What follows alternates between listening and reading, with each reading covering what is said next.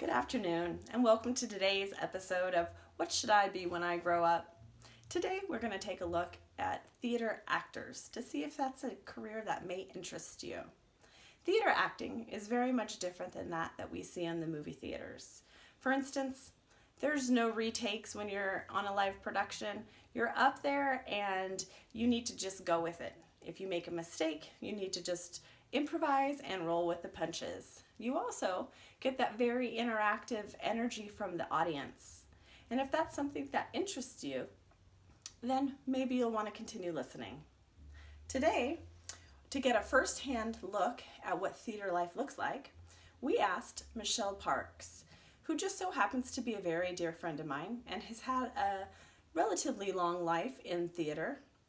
At the age of 15, she began her experience as a member of the American Ballet Academy in Chicago, Illinois, where she was a ballet dancer. This is a lot of commitment, hours of grueling practice, spending hours on your tippy toes, and performing dance after dance after dance. But she loved it. This is where she first discovered that she loved the interaction with the audience. She loved the hard work, and she continued to do this. But 2 years into her ballet career, she had an unfortunate break, and her ankle broke. She had to undergo surgery. She got pins in her ankle, and she was no longer able to do the things that ballet required of her. But she knew that she still wanted to be in the performance industry, so she decided to look into theater acting. She took a few classes at the community college where she learned that she actually did enjoy drama and she enjoyed the classes. She started networking and making friends with people in the industry because, as we all know, it's very much who you know, not what you know. And as she continued to do that, she paid for workshops where she would learn more how to make her acting skills a little better. Eventually, she got a position as a volunteer at this little theater in Chicago called the Timeline Theater. And it was here that she volunteered. She was volunteering for 6 months doing just background performances, where she finally landed a lead role in Michael Fane's Copenhagen production. That was a small play about World War II. And Michelle landed the supporting lead role of Marguerite Boer. Once she landed that role, she started getting paid. She made $18,000 a year. To her, that was big money for acting, but of course she had to still supplement her income with waitressing, like so many other actors do. That show ran for 8 weeks and then was over. She remained waitressing within that time. And then, on a whim in 2007, she decided to answer an ad for an audition for a high school musical production at a very popular theater in Chicago, the CBIC Theater. That's a theater that's super historical and was established in 1913 on New Year's Eve Day. It's an absolutely beautiful theater. I wish I could show you to you, but you'll just have to take my word for it. There's balcony seating, a mezzanine, there's red velvet seats, everything is painted gold, a huge velvet curtain, and it's absolutely gorgeous. And because it was a Broadway production, it's also part of the Actors Equity Union. Actors Equity was established in 1936, and they are important for actors because it establishes certain things, certain working conditions. For instance, there's a minimum wage that they have to meet. Today's minimum wage is $2,500 a week.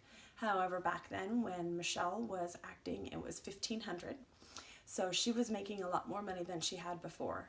Another thing that the Equity Union does for actors is it gives them things like a pension, health care benefits, and a 401k. The catch with that is, however, that you have to be working in the moment to receive those benefits.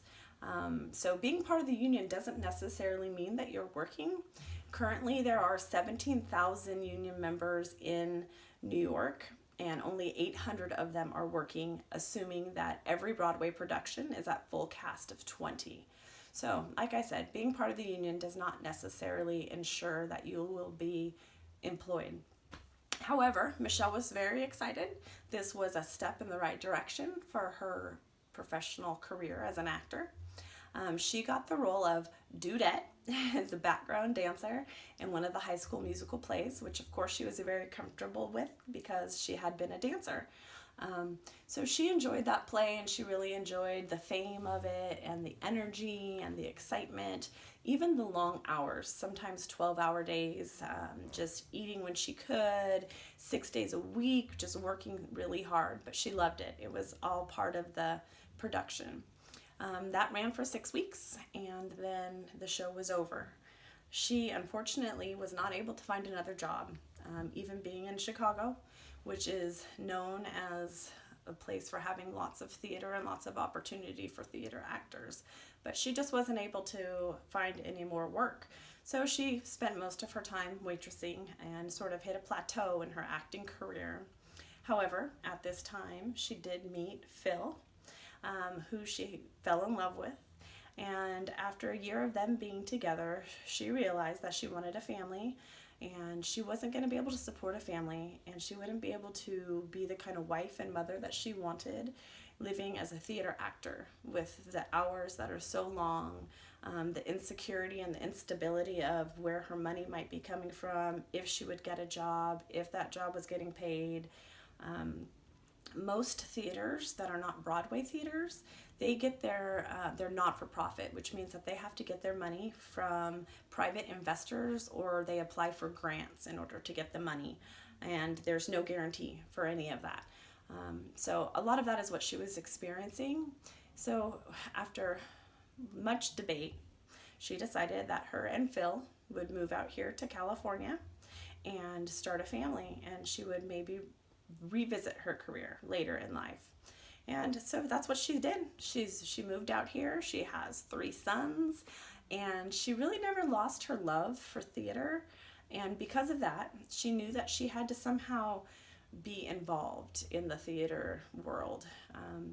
So she went and applied at the community theater right here in Antioch, as a seamstress, of all things, in the costume department. She had always had a hobby of sewing, and she thought it would be great to combine the two, and turned out that she was pretty good at it.